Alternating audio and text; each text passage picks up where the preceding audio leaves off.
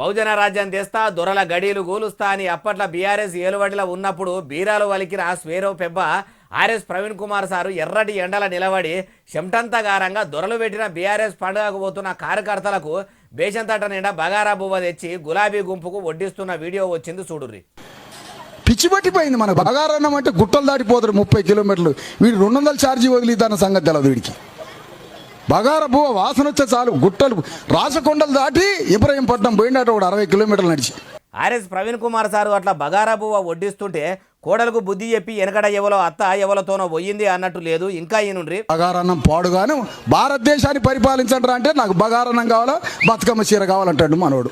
బతుకమ్మ చీరలాట భారతదేశాన్ని పరిపాలించండి అని అంబేద్కర్ చెప్తే అంటే నాకు బగారన్నం కావాలా బతుకమ్మ చీర కావాలంటాడు మనోడు. అయ్యా ఆర్ఎస్ గారు మీ ముచ్చట ఎట్లున్నదంటే చెప్పేటి శ్రీరంగ నీతులు సొచ్చేటి ఏమో గుడిసెలు అన్నట్టే ఉన్నాయి అంటుర్రు ఈ ముచ్చటి నోళ్ళు.